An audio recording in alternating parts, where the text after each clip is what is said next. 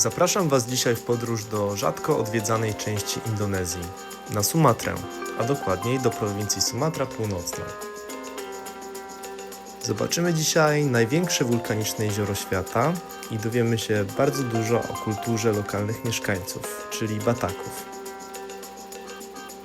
Razem z Andym i z Maud pojeździmy sobie na skuterach i weźmiemy udział w paru nietypowych imprezach. W drogę!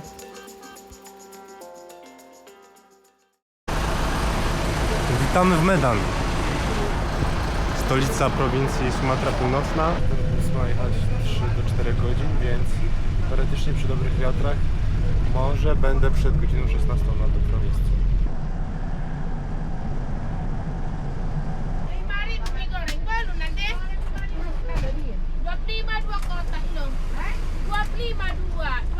Zatrzymaliśmy się też na stopa i prowadzony jest obowoźny handel. Chodzą nam sprzedawacze jedzenia autobusa. Postanowiłem, że też się zdecyduje. Ciekawe jak to wygląda. Muszę rozsłać ten papier. O! Taka porcyjka. Pachnie dobrze. Okej, jestem w Parapat i okazuje się, że łódka odpływa od razu. Więc idę do środka i muszę zapłacić w środku. Łódka wygląda świetnie, szczerze. Ma takie fajne obicie jak w autobusie. Jest dużo przestrzeni, 3 rządki, nikogo nie ma, jest zupełnie pusta. No jest tutaj więcej takich sprzedawczyń obwoźnych jedzenia z takimi okoszyczkami niż faktycznie pasażerów. No i chyba się udało. Na to, że łódź odpływa. Przeprawa trwała około pół godziny, a jej dystans to około 8 km. Warto nadmienić, że nie przeprawiałem się przez całe jezioro, lecz przez jego wąską część pomiędzy lądem a wyspą Samosir. To właśnie Samosir jest celem mojej podróży. Samosir stanowi ciekawy ewenement geograficzny, gdyż jest to największa na świecie wyspa położona na jeziorze na innej wyspie. Na miejscu już czekają na mnie Andy i Maud. Jestem już na Samosir i teraz jakiś miły pan mnie wziął na skuterze za darmo. No i zdaje się, że jestem. Hotel Karolina. Teraz muszę tylko znaleźć moich kompanów podróży. No teraz parę godzin do przodu. Here I'm with Maud from the Netherlands. Hi. And from my man Andy. Hey! Yeah, we meet again. Right now we're looking for a tuak place. Tuak, yeah, we need to find the best tuak in the town. Siemanko, jest 9, dopiero wstałem i teraz idę na śniadanie. Zaraz powiem jaki plan, tylko chciałem pokazać do kamery jak wygląda ta chatka. Żeby rzeczywiście było widać, że to jest batacka chatka. Ma bardzo spiczasty daszek. We are in the hotel and it's like in the 80s hotel and it's really good, like you need to look around there. Just look at the landscape. This is the view that we have alongside our breakfast. You can see it's almost a 180 view. There is lake everywhere around us. So we're gonna go to the north to go to Ambarita market and then we will see what's happened there. We just go through the north and then like maybe a little bit to the west and that's a plan. And we're gonna go to the Batak houses. Sudah saatnya untuk petualangan. Petualangan Cibolang. Apparently they have magic mushrooms in here. Tutaj są nasze ścigacze na dzisiaj. Tylko 2, więc 2 osoby będą jechały na jednym, a 3 osoba sama. From now on, I'm gonna be a cameraman, but later I also get to drive a little bit. Yeah, you can try. I think this is like beginner level boat, so I should be fine. Terkejut abang terheran-heran sebab abang belum pergi ke sana. I tak właśnie z pieśnią na ustach, mijając bardzo dużo tradycyjnych, szpiczastych batackich domów, wyruszyliśmy w kierunku naszego pierwszego przystanku, czyli miejscowości Ambarita i jej miejscowego targu.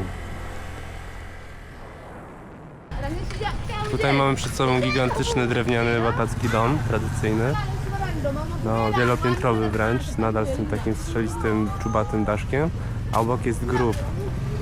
instawiane. To jest wszystko w ogóle w chrześcijańskiej religii. Tu nawet widać, są krzyże, są jakieś święte obrazki, ale budują te groby w ten sposób, tak? Są wyniesione ponad ziemię, jakieś tam ołtarzyki, jakieś piedestały i trumna jest na samym górze, na samej górze z takim właśnie daszkiem, tak jakie domy mają.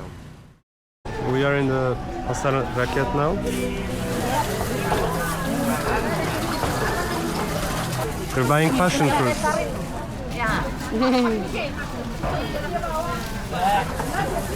To jest Kita dżenkol. mau coba aja. Podobno smakuje jak mięso i jest dobre na kolana. Berapa harganya? Ini? Ya? 2000. A są tutaj nawet chrześcijańskie dewocjonalia. Coba. It's so good. So good. I really like that fruit. Apa namanya? Namanya duku. Duku. Owoc duku. Duku. It's like my favorite food. It's like haribab. It's jelly. It is.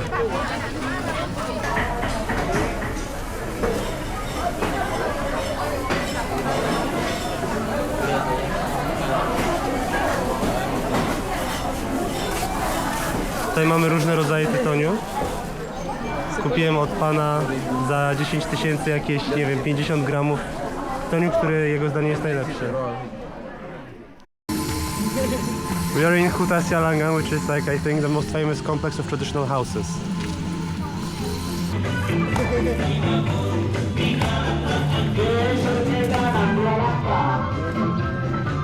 Jak w tych tradycyjnych batackich domach są takie strasznie łaki, wzorki, które je zbawią. Oczywiście czubatogaszki, jak już wszyscy wiedzą, ale też ich bardzo ważnym symbolem jest jaszczurka. I te jaszczurki są praktycznie, pojawiają się na każdej ich tradycyjnej budowli. A wejście jest tutaj od dołu w ten sposób. Można zajrzeć do środka. Jest taka struktura bez ścian za bardzo, z takim stelażem w środku. Bataknese people are well known to be a lawyer because of this tradition. Because A lot of discussion and talking. Brother of the, you know, what is it called? The guy that do a crime, and then there is a brother of like the guy that who is a victim, and then they're gonna discuss this together in this place.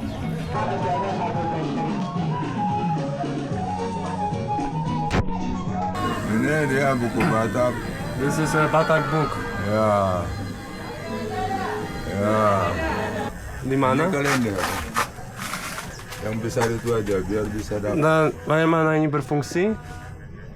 untuk kalender. Ya, bagaimana Anda boleh bacanya? Ya, satu keping Huh? untuk 1 bulan. Aha. So the reason why the roofs of Batak houses are like this is because the people came with a boat from Myanmar. Like Batak people arrived from Myanmar in boats. And this shape reminds them of the boats, Yeah, of to remember where they came from. To remember where they come from. Wow, that's... Yeah. I wouldn't guess that. Yeah, I wouldn't guess that.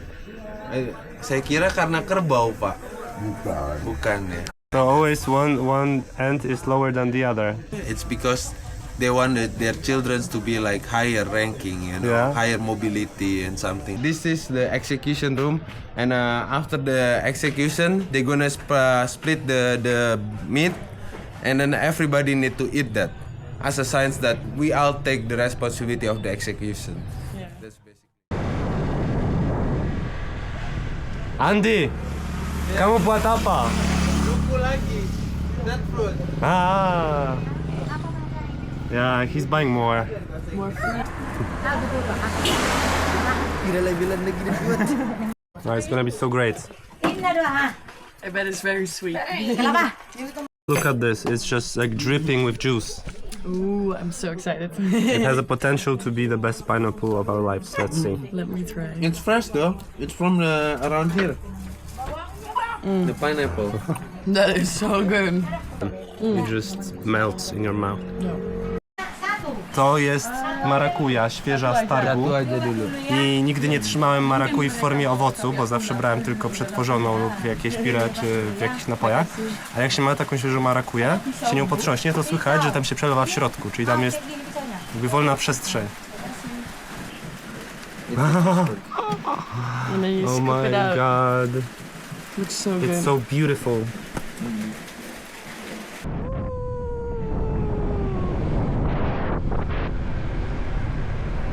We finally found a church which is open. I think it's a Catholic church. Let's see the inside.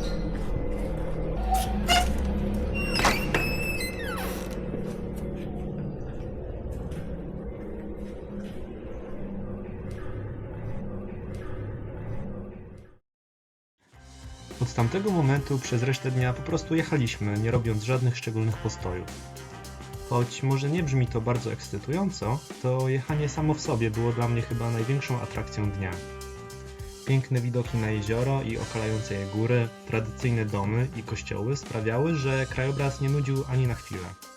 Co więcej, jeżdżenie po wyspie Samosir jest proste. Żeby objechać wyspę, wystarczy trzymać się jednej drogi, która jest też bardzo dobrze utrzymana. Samosir dzięki wpływom do budżetu z turystyki jest relatywnie zamożnym obszarem.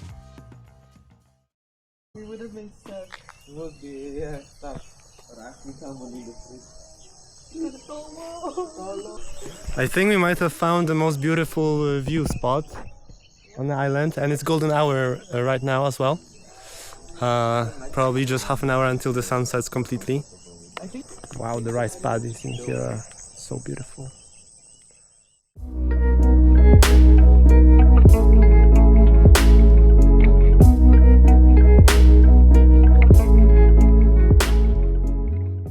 We are back and we are now feasting on passion fruits and listening to some music and drinking tuak as well. Life is good. The trip was amazing. We did 111 kilometers in total and we rode for around 6 hours, seeing the views from all the angles of the island. So a lot of churches, a lot of rice paddies. We visited some warungs with coffee. We saw actually pretty bad landslide. We got very cold because after dark it really the temperature really dropped. But we had a blast. We loved the adventure. Now it's time to rest, to get a bit tipsy and to drink some passion fruit, which is the best in here. I was thinking of it. I'll just show. It's like a jelly. Look at this consistency. Ah.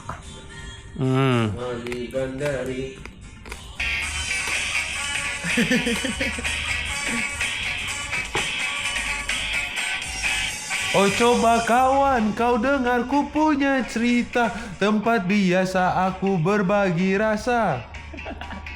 Suka duka tinggi bersama, hingga gelap di langit mamanya Jogja. Mari sini berkumpul kawan, oh dansa, dansa sambil tertawa. Cześć, witam w hotelu Karolina. Trzeciego dnia mojej wycieczki do Sumatry Północnej i obudziliśmy się do takiego widoku. Pogoda jest perfekcyjna, jest niebieskie niebo, chmur nie jest wcale tak dużo i idziemy dzisiaj na kajak. Hello from the middle of the Lake Toba.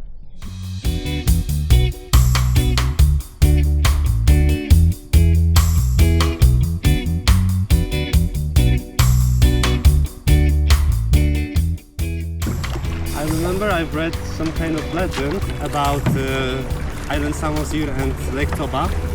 It was something about like an old fisherman who caught a fish and he fell in love with that fish. And that fish was Toba, it was her name I think. And since he loved her, she turned into a woman. So he had a wife who was a fish in the past, but now was a woman, but only under the condition that the secret would never be revealed. And one day, this guy was at work and he asked his son Samosir to bring him food. But the son wasn't obeying him very much, and because of that he ate half of the food on the way. And the fisherman got angry and he slapped him in the face and told him, "No wonder you're so no good if your mother is a fish." And by this he broke the pledge. And then his wife turned into the lake and his son turned into the island. Something like this. I might have switched up some facts, But this is the gist, more or less. Me and Andy are gonna go on a jet ski. We didn't plan this, but this is the jet ski, this is Andy. No shit, you're gonna drive. I thought we would have a driver.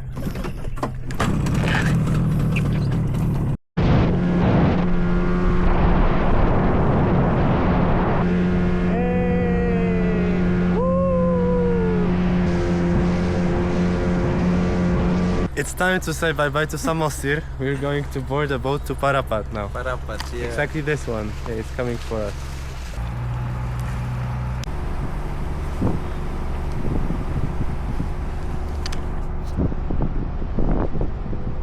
Jesteśmy teraz w Parapat. Patrząc na to miejsce, ja nie wiem, co my tutaj będziemy robić. Takie o, miasteczko. Well, sunny weather has ended. Just gonna look for food now, and later in the evening try to find a place where we can sing and play some music with the locals. I think Angkor is like, I'm not sure, but you just wave at it and you get in and you tell them where you want to go and you pay a set amount of money. Like that one parked outside. I guess similar, yes. We're trying to catch an Angkor right now. Angkor. Which one? Ah, yeah. Oh. Bang, bisa ke pelabuhan yang di Batam kan? Mau naik kapal? Mau cari makan. Andy? Who needs a door? Right. I mean, it's just for hopping in and hopping out every second, so no door is necessary. Also means you can smoke inside. Oh yeah. Can you smoke? Boleh lah. Boleh lah? Boleh lah. Only dog. Hi, we made it to the restaurant and I will be eating the first rendang in Indonesia since I arrived. I'm very happy. Hopefully it's not too spicy. Looks like it. It's a very tiny portion. So for those who don't know, this is rendang. It's beef and it's arguably the best dish in Indonesia. But how is it made? What spices are they used?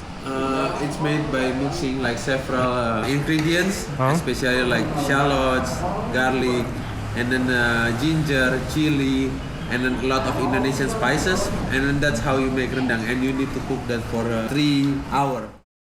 We have found a karaoke place. Janek is now there. No i co, jesteśmy na karaoke i nigdzie się nie wybierzemy chyba wkrótce. Tak to wygląda. Na ten moment jest całkiem hardkorowy deszcz, ale jest zajebiście, bardzo przytulnie. To jest nasze miejsce. Tutaj śpiewamy. I to zaczęło tonąć powoli. Przed chwilą musieli przenieść głośniki na górę, ale póki co jeszcze się bawimy. Ona jest ze snu, a ubrana codzienność.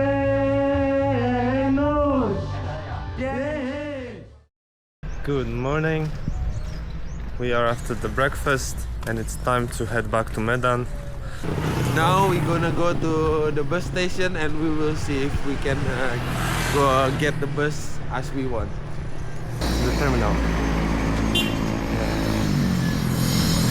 We are in a bus right now and the assistant to the driver just put this thing right in front of us, in front of me actually.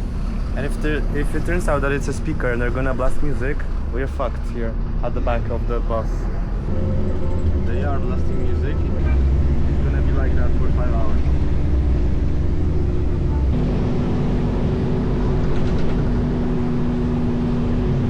We made it to Medan after 4 hours approximately in the bus.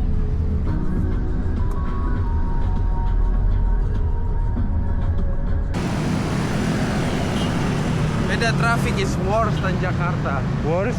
Yeah. They would not let us check in until we gave them deposits. That's why we had to go. We had to walk to the mall, and it's like probably the worst possible walking experience on the earth. It's a bit loud. But wherever you go, there's a lot of noise because on the ground floor there's like several events where the hosts are screaming through the microphone. Po zameldowaniu się i odpoczynku w hotelu zrobiło się już późno, więc postanowiliśmy pojechać do centrum Medan w poszukiwaniu jakichś ciekawych street foodów. Prawdę mówiąc, nie mieliśmy żadnych oczekiwań. Miasto Medan nie jest szczególnie znane jako popularny cel podróży z jakiegokolwiek powodu. Mimo tego, zupełnym przypadkiem natrafiliśmy na mały bar, w którym wesoło bawiła się grupa przyjaciół z lokalnej chińskiej społeczności.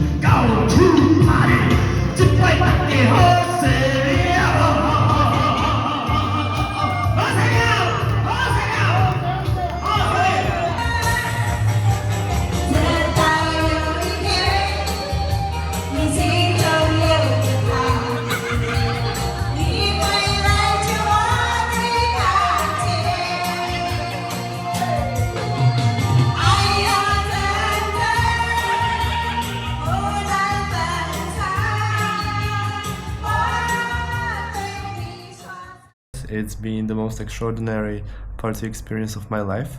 I had an absolute blast. People wanted to dance with us, people wanted us to sing, people gave us food, they gave us beer, they gave us fruits. And the atmosphere of that bar was absolutely one of a kind. Hello, we have had breakfast, roti canai with chocolate and cheese. And it's the last day, at least for me. And now early orders for me something that will either make me fly or kill me. What is this, man? Pinang. Pinang, apa itu? Pinang. It's a betel nut. Betel nut.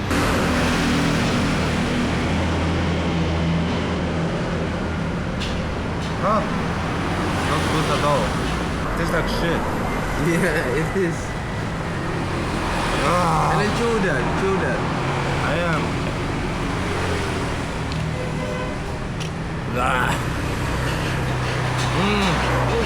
We arrived right now at the biggest tourist attraction of the city of Medan, which is Istana Maymun, and turns out that there is an event promoting dish soap right now in here. Oh, looks fun. Maybe we get some dish soap. Yeah, maybe we can get dish soap. You're a superstar, Maudi. Yes.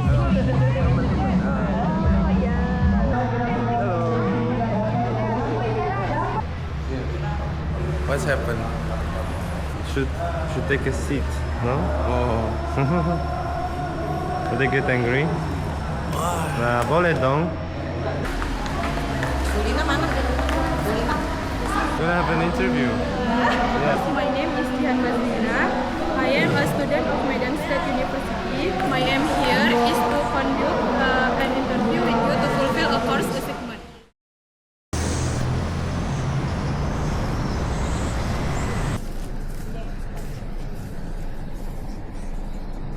We made it to the most fancy mall in Medan. We're in Zara now, and actually Zara has a very different feel than in Europe. You can see it looks like much fancier, and the prices are higher than in Europe, and Andy just told me why. Yeah, because like in Europe, Zara is for the middle class, but in here it's like for the upper class basically. And everything that, you know, luxury from Europe, it's much more expensive here. Because it's imported, even if like it's produced in Bangladesh or something like that, the price will be much more expensive than in Europe. Yeah, and you can like really see it just by the store looks like. Looks much fancier than in Europe, even though the stuff is the same.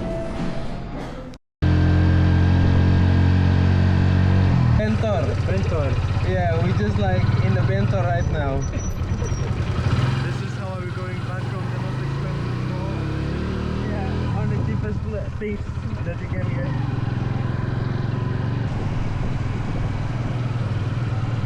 How it smells? Yeah. Knock knock. Holding on for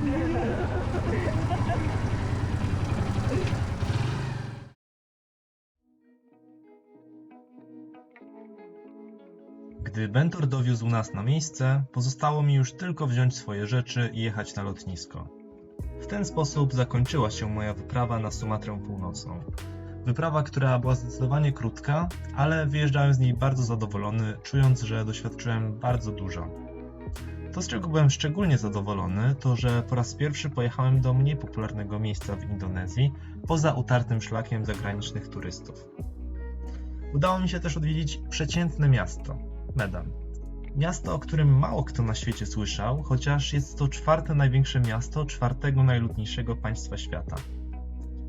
Sama Sumatra zdecydowanie mnie oczarowała. Już jadąc pociągiem na lotnisko, obmyślałem następną podróż na tę wspaniałą wyspę. To już wszystko, co przygotowałem w tym materiale. Dziękuję bardzo za uwagę i zapraszam do subskrypcji, bo szykuję następne filmy. W następnym filmie wybierzemy się na Sumatrę Zachodnią. Do następnego!